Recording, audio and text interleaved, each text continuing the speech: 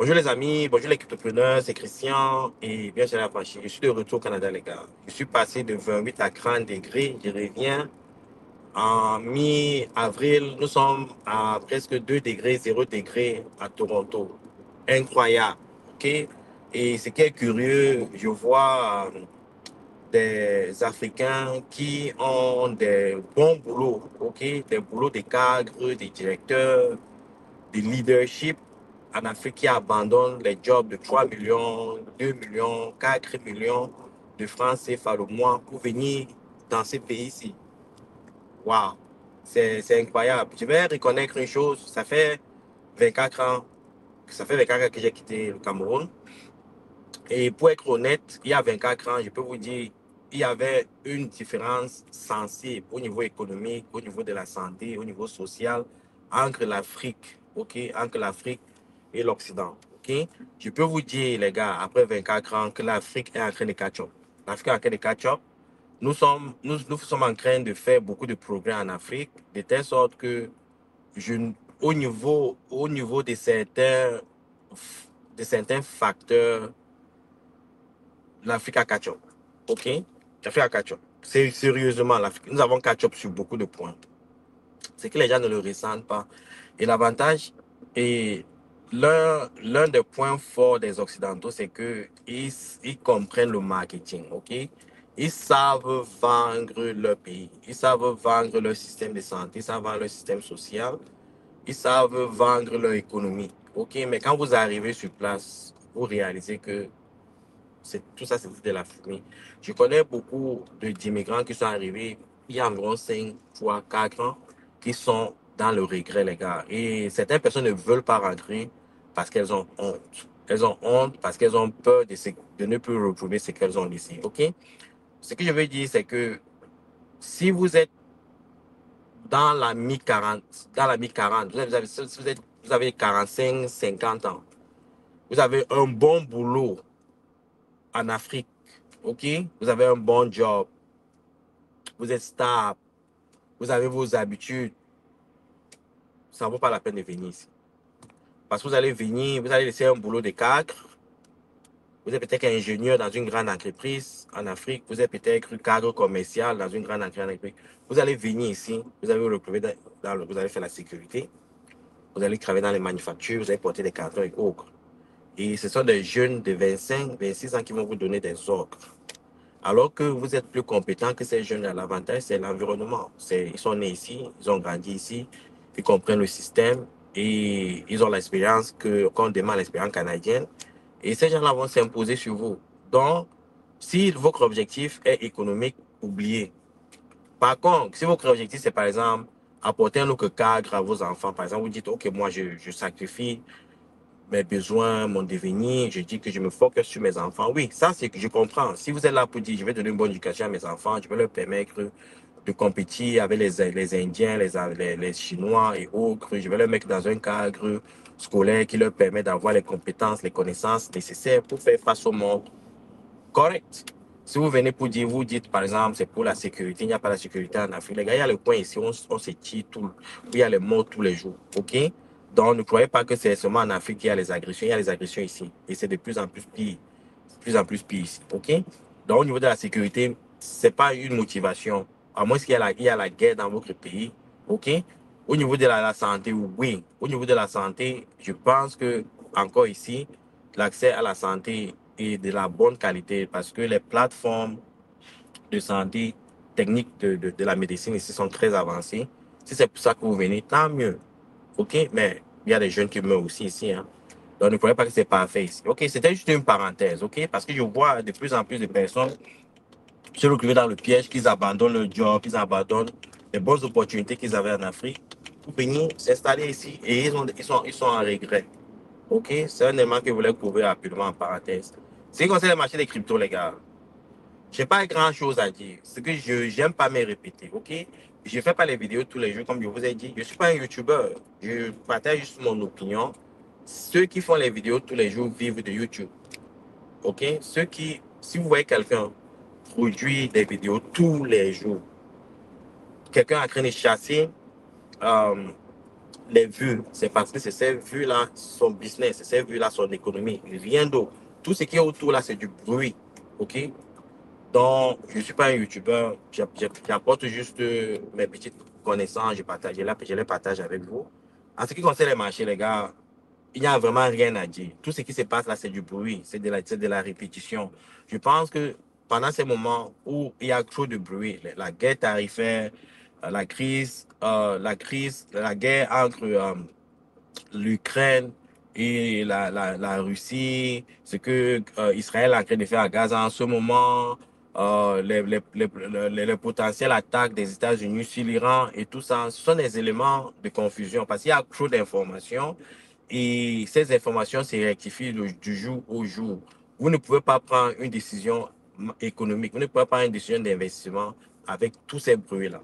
C'est pour ça que vous voyez certaines personnes, au lieu de se consacrer sur ces bruits-là, font deux choses, trois choses. La première chose, sortir du marché, ça veut dire vendre leurs actifs, aller sur du cash et sortir totalement du marché, attendre qu'il y ait une certaine stabilité au niveau des communications, au niveau de ces éléments-là et revenir. Il y a certaines personnes qui laissent leurs actifs sur le marché. Si vous êtes dans des bons actifs, comme le Bitcoin, Ethereum, Solana, des projets qui sont ici pour résoudre un problème, vous laissez vos actifs là, vous sortez juste de cette communication-là et vous disparaissez, vous prenez un time off, OK? Et vous revenez, OK? Mais il y a maintenant certains qui sont là, qui viennent, qui achètent, qui vendent, qui paniquent, on ne sait même plus quelle direction ils ne savent même plus quelle direction ils prennent et ils perdent davantage, OK? Je vous dis, j'insiste, je n'ai pas de doute. Et j'ai de plus en plus de preuves parce que Marcus seul, on ne fait qu'acheter les bitcoins. Il y a des certains fonds de pension américains qui achètent des bitcoins. Il y a beaucoup de lois aux États-Unis qui sont favorables aux crypto-monnaies. Qu'est-ce que vous croyez qu'il va se passer? 4 ans, le bitcoin minimum 500 000, 1 million. Ça, ce n'est pas du tout. Minimum dans 4 ans, le bitcoin va arriver à 500 000 dollars ou 1 million de dollars. Ça, je n'ai pas de doute dans mon esprit. Ayant cette information-là, cette conviction dans mon esprit, qu'est-ce que je fais? J'attends 4 ans. Ça ne sert à rien de vendre, entrer, sortir, monter, descendre. Ça, c'est une perte de temps. OK?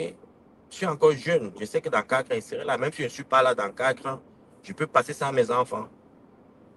Donc, c'est ça. Il faut penser grand. Il ne faut pas penser shitcoin, memecoin. Je vends ici, j'ai fait le crédit ici, j'ai 100 dollars, 200 dollars. Ça ne vous amène nulle part. Hein? Ça vous achète à peine, OK, un hamburger. OK, donc ça ne sert absolument à rien d'être indiscipliné, les amis. C'est tout ce que je peux vous dire dans ce sens-là. Donc, il n'y a vraiment pas au niveau de l'information, il n'y a pas grand-chose à partager. C'est juste de la répétition. Donc, dans ces instants-ci, chill down, guys. Just chill down, OK? Il faut être calme. Il faut être relax, OK? Récemment, quand je voyageais pour le Cameroun, les gars, vous savez, je suis tombé sur je lisais un journal, ok? Je suis tombé sur un truc très intéressant. La question que j'ai à vous poser, vous croyez que la pauvreté, votre pauvreté est liée à quoi? La pauvreté des individus est liée à quoi? C'est lié à votre environnement dans lequel vous avez grandi ou euh, c'est lié au fait que certains individus n'aiment pas travailler, ok? Et c'est votre circonstance qui crée votre pauvreté ou bien c'est le fait que certains individus n'aiment pas travailler. On a fait une étude sur ça, ok? On a fait une étude sur ça. C'est le Wall Street Journal, ok?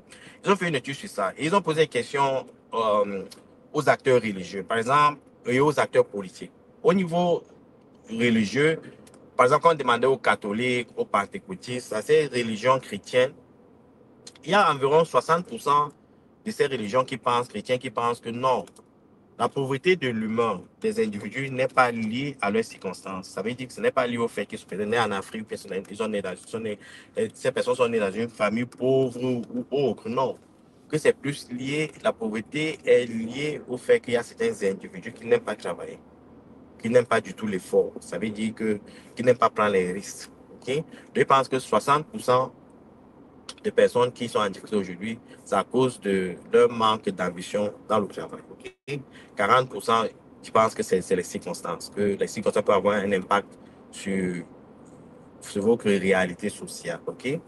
Maintenant, quand on pose la question aux musulmans, c'est presque la même chose. Maintenant, au niveau politique, quand on pose la question, par exemple, aux conservateurs, les conservateurs, il y a une certaine, les conservateurs à 70%, hein, presque 70% pensent que la pauvreté est liée au fait que les gens n'aiment pas travailler. Et 30%, c'est les circonstances. Et maintenant, à l'inverse, les démocrates, les libéraux pensent que non, que la pauvreté est liée aux circonstances. Ça veut dire que 70% sont pauvres parce que des personnes sont pauvres. Si elles sont pauvres, c'est parce que c'est lié à l'environnement dans lequel ils progressent. Et vous voyez même au niveau politique, c'est pour ça que quand les libéraux prennent le pouvoir, ils essaient toujours de prendre la jambe des riches pour de nos pauvres.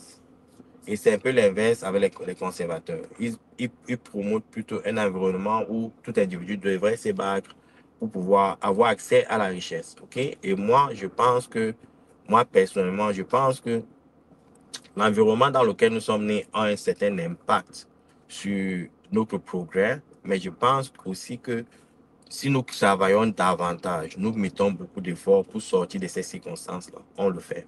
C'est un fait. OK?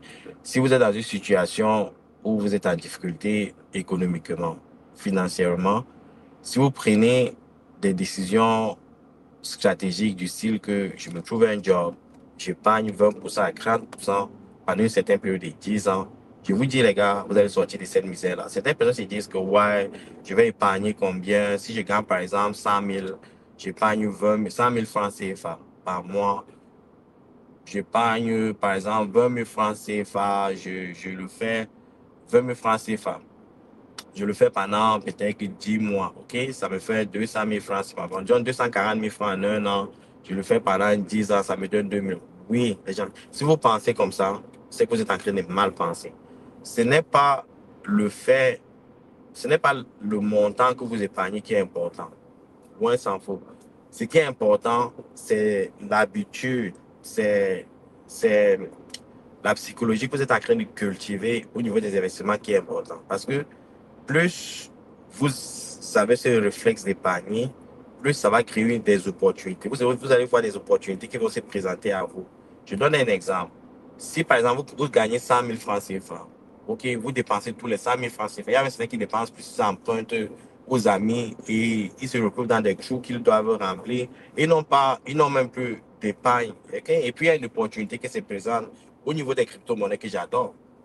Il y a un bon projet qui se retrouve. Par exemple, Solana est passé de 240 dollars. Quand Solana s'est vendu à 130 dollars ce matin. Comme ça. OK? Voilà une opportunité. Si vous avez épargné ces 240 000 francs CFA et que vous investissez en un an sur ce truc-là, vous êtes aussi patient un truc qui peut faire 10 ans, qui peut faire 10x. Et vous vous retrouvez dans 5 ans avec 240 000 qui a fait 10x. Donc, il faut voir juste les opportunités exponentielles que le marché vous offre. Il ne faut pas voir juste que j'ai pas une petite, ça va servir à rien. C'est pour ça que la majorité des personnes qui me suivent, bon, certaines personnes qui me suivent sont des amoureux de shitcoin. Parce qu'ils se disent que non, si je mets 100 000 dans un shitcoin, ça fait 100x. Oui, j'ai mes 10 millions. Oui, mais il y a combien de projets avec certitude qui peuvent vous faire 100x? C'est pour ça que la majorité de vous, vous avez perdu vos assets pendant cette période de baisse. Ceux qui faisaient la gueule, je l'entends même parler, ils ont disparu totalement parce qu'ils ont tout perdu. Même l'idée de la préservation du capital n'en ont pas parce que ils suivent des personnes qui se lèvent un matin, qui créent des chaînes YouTube, qui racontent du n'importe quoi. Et ces gens les suivent avec passion parce que ce qu'ils disent, en quelque sorte, est un peu charmant parce qu'on vous fait rêver que vous pouvez être millionnaire du jour au lendemain. Les gars, je vous dis que c'est du mensonge. Il n'y a que la discipline, il n'y a que la patience, il n'y a que euh, la planification. Ok, il y a une certaine structure qui vous permet d'être riche. Vous pouvez vous lever, hein, je ne dis pas, je connais des personnes qui se lèvent et ok, ils mettent un peu dans quelque chose qui fait 1000x. Il y a des gars qui ont fait ça. Ça change de leur vie du jour au lendemain. Mais est-ce que ces individus-là demeurent riches? Loin s'en faut parce que ils n'ont pas cultivé, ok? Ils n'ont pas la culture de l'investisseur. Et ce qui se passe avec cet argent qu'ils ont réalisé de manière brusque, ok? Sans aucune discipline, c'est comme ça qu'ils dépensent. C'est pour ça que ces personnes dépensent aussi. Et puis se retrouvent avec zéro. allez poser la question aux gens qui gagnent les lotos. La majorité des personnes sont pauvres aujourd'hui. Parce que non, il n'y a pas cette culture-là. Allez demander à certains grands joueurs qui étaient millionnaires, qui se retrouvent aujourd'hui en retraite avec zéro. Parce qu'ils n'ont pas cette culture-là. Donc, c'est juste le fait de cultiver la discipline, gagner, épargner 20%, gagner, épargner 30%, gagner, épargner 50%. Cette discipline-là crée, ouvre dans votre cerveau d'autres horizons, crée une certaine connexion dans votre système nerveux de la créativité et l'environnement vous offre ces opportunités-là et vous voyez davantage des opportunités qui vous sont présentées et vous investissez, vous sortez de là. Donc, pour conclure avec ce topic-là, je pense que le game, c'est un choix, ok? Nous sommes ce que nous souhaitons être. Si vous voulez grandir, ok? Si vous voulez réaliser des choses et que vous mettez du travail, les gars, vous allez y arriver. Ça, c'est un fait. C'est un fait. Il faut juste bosser. Je ne dis pas que c'est facile. Rien n'est facile. Même avoir cet argent et garder cet argent n'est pas facile, les gars. Au contraire, je vous ai dit qu'il est plus facile de se faire des millions hein, que de les garder. Parce que du moment où vous avez cet argent-là, vous ne pouvez pas savoir les tentations, les attaques que vous recevez. OK? Le gouvernement est après vous. Le gouvernement veut que vous payiez davantage de taxes. OK? Il y a la famille qui est après vous. Il y a les amis qui sont après vous. Il y a des tentations qui viennent de toutes parts. Et maintenant, conserver cet argent-là devient extrêmement difficile. OK? Il y a les guerres tarifaires. Je vous ai parlé de mon ami hein, qui, pendant les bourgs, on a construit, qui s'est acheté beaucoup d'appartements. Je vous dis aujourd'hui, le gars a difficulté. Il a vécu 4 ans en retraite. Le gars qui a cherché les contrats là, comme un malade. Parce que c'est fort, les gars. C'est pas facile. C'est pas facile. Et ce que j'admire sur mon ami, c'est que il accepte sa condition. Il dit que mon pote, il te dit que je suis dans la merde. Je suis obligé de vendre 3 appartements pour ne pas tout vendre, pour ne pas me retrouver dans la merde totale. Il est obligé de vendre une partie, faire des petites corrections au niveau de ses investissements, trouver des contrats pour pouvoir mieux se positionner pour le prochain, pour la prochaine hausse du marché. OK, c'est ça la gestion. Mais si vous êtes là, vous êtes dans les difficultés, vous dites, vous voulez faire le semblant, le paraître. Vous voulez paraître. Au lieu d'être ce que vous êtes, vous voulez paraître. Vous voulez tromper des personnes qui vous détestent. Vous leur montrez que non, j'ai. Non, les gars, vous allez vous faire arnaquer. OK? Les gars, je suis allé au Cameroun. Moi, j'aime prendre du business. OK? Moi, j'aime voyager business. Parce que quand je voyage business, parce que quand le voyage est long, Douala, Toronto, Douala, c'est long, les gars. Vous prenez 7 heures, vous arrivez à Paris, vous attendez 3, 4 heures de temps. Et vous prenez encore vous prenez encore, vous prenez encore le vol pour 7 heures. Donc, quand vous arrivez à Douala, vous êtes KO. OK? Alors, quand vous êtes en business, il y a un certain confort. Vous pouvez travailler. Vous pouvez bien vous reposer. Vous mangez bien. OK? C'est du confort. Moi, j'aime prendre ça quand je peux. Mais les gars, quand je partais au Cameroun, quand je partais au Cameroun, j'ai pris business quand non, de Toronto. De Toronto, Paris, j'étais au Chabat, j'étais au fond de l'avion, les gars. Où il y a le moteur là, ok? Ça m'a bien caressé le tympan là, ok? Ben, j'ai pris mon argent, je n'ai pas dépensé. Mais par contre, quand je partais de Douala, de Paris à Douala, j'ai eu l'opportunité qu'il y avait un discount au niveau du business. Et je devais travailler. Donc j'ai pris business pour travailler, pas parce que je voulais écrire business. Parce que ça ne sert à rien de pareil. OK? De pareil. Au retour, les gars, au retour, moi là, hein, papa quoi, j'étais au fond de l'avion, les gars, de Toronto, de Douala à Toronto, j'étais au fond de l'avion, les gars. J'ai même pas pu dormir parce que tout le monde. Parce que ces gens-ci, vous savez, quête, la chasse aux bénéfices, les gars, pour faire plaisir aux actionnaires, les gars. C'est Boeing là, les gars. Je me dis, il y a 15 ans, 20 ans, quand on voyageait, quand vous étiez au Chabat, vous avez de l'espace. Il y avait de l'espace entre vous et le siège d'avant. Il y avait un certain confort. Vous pouviez même pousser vos jambes en avant et vous reposer et bien dormir.